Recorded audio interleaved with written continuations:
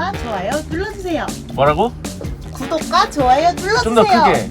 구독과 좋아요 눌러주세요. 아, 구독과 좋아요 눌러주세요. 안녕하세요. 시각보감 구독자 여러분, 시각보감의 김선화. 최은영입니다. 여러분 그동안 잘 지내셨나요?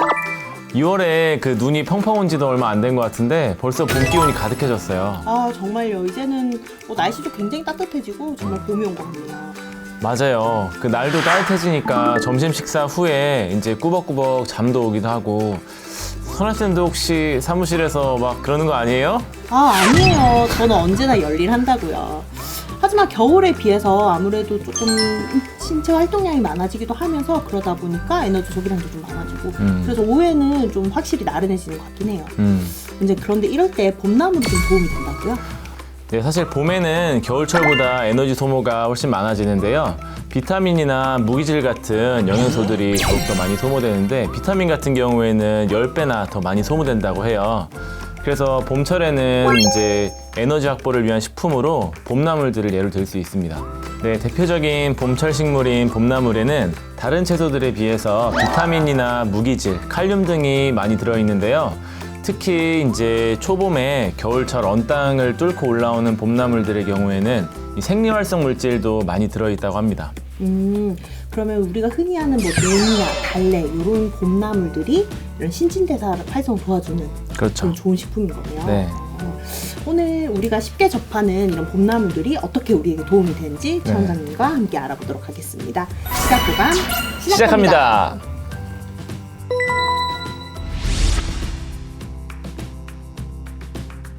원장님, 봄나물에 대해서 좀 더 자세히 알려주세요.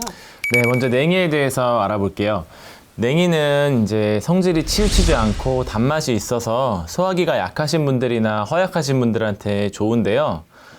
이 냉이는 이제 시골에서는 나생이라고 한다고 해요. 여기저기 잘 자라기도 하고 널리 퍼져 있어서 가장 대표적인 봄나물이기도 합니다.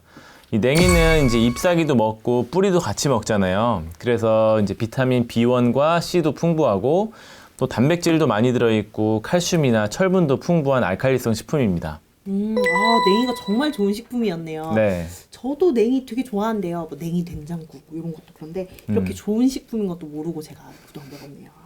근데 그럼 달래는요? 달래는 어떤가요? 달래는 파랑 비슷하게 생겼는데 이 가는 잎새를 가진 달래는 파보다 이제 맛이나 향이 좀 더 향기로운 특성이 있는데요.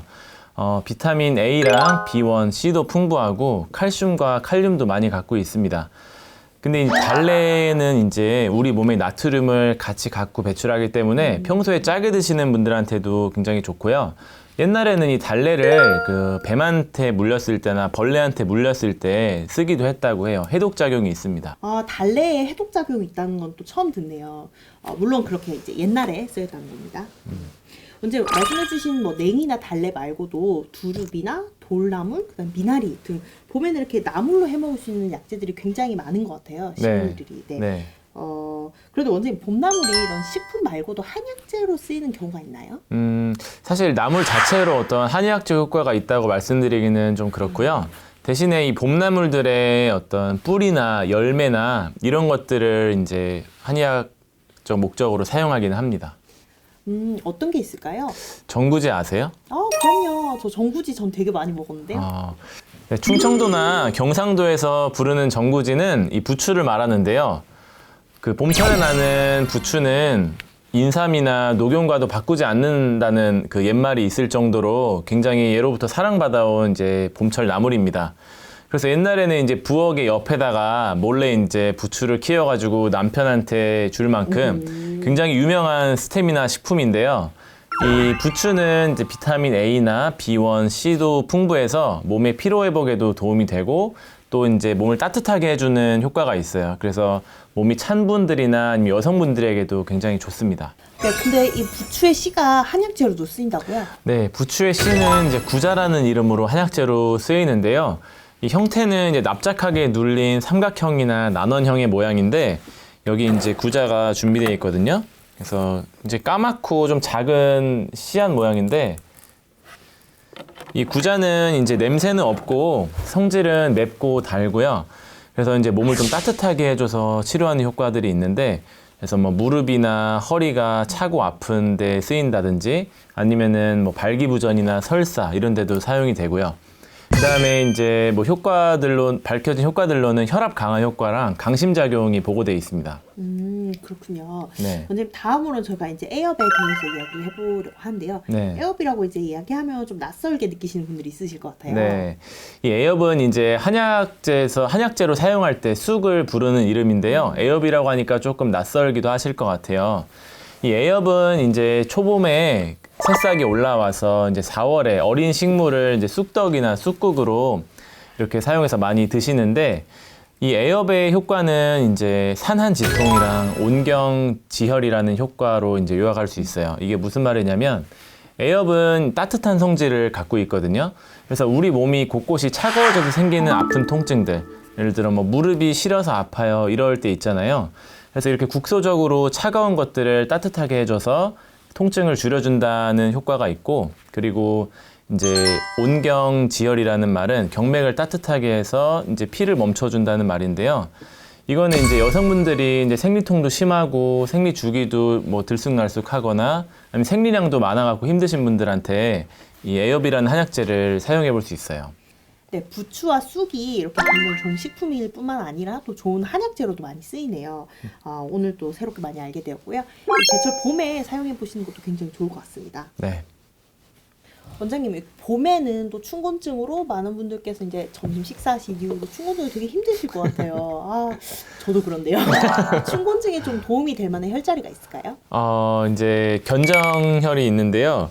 그 춘곤증은 이제 겨울철에 운동을 좀 많이 안 하셨던 운동 부족인 분들이나 아니면 평소에도 만성 피로 있으신 분들은 이 춘곤증을 좀 더 심하게 느낄 수 있는데요. 그럴 때는 견정혈을 저는 추천드리고 싶어요. 견정혈이요? 네. 어디 있나요? 이 견정혈은 이제 그림을 준비했는데 어깨가 다 나오지는 않았는데 한 요쯤에 이제 어깨에 만져지는 요 볼록 튀어나온 뼈 있잖아요. 여기라고 가정을 했을 때 이 뒷목에 만져보시면은 제일 볼록 튀어나온 뼈가 있어요. 경추 쪽에. 그게 이제 여기 있다고 쳤을 때 이 어깨 볼록 튀어나온 부분과 여기를 이은 가운데 지점, 요쯤이 이제 견정혈이라고 할 수 있어요. 이 견정혈은 우리가 이제 어깨 아플 때 이렇게 딱 만졌을 때 중지가 오는 그 부위가 견정혈이랑 되게 유사하거든요. 그래서 이 부위가 견정혈인데 이 부분을 자극하면은 이제 어깨 긴장도 좀 풀어주고 그래서 어깨도 좀 시원해지고요. 그리고 어깨가 단단하게 뭉치신 분들은 여기를 조금만 눌러도 굉장히 아파하시거든요.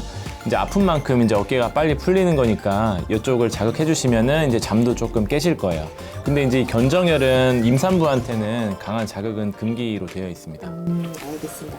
이렇게 어깨를 주무를 때 견정혈을 기억하고 마사지를 해줘야겠네요. 네. 되게 아파요. 잠이 확 깰 것 같은데요. 엄청 아프죠. 남이 해주면 더 아파요. 아이고. 네, 오늘은 이제 봄과 관련해서 봄나물, 그다음에 또 관련된 한약재, 그다음에 견정혈까지 대해 저희가 알아보았는데요. 네. 네, 봄을 맞아서 이제 움츠렸던 신체를 봄나물로 깨워보시고 봄나물만으로도 이제 입맛도 좋아지고 피곤도 확 날려버릴 수 있을 것 같습니다. 네, 저희도 오늘 저녁에는 봄나물 파티 해야겠어요. 그럼 식약보관 구독자 여러분, 다음에 만나요. 구독과 좋아요 눌러주세요.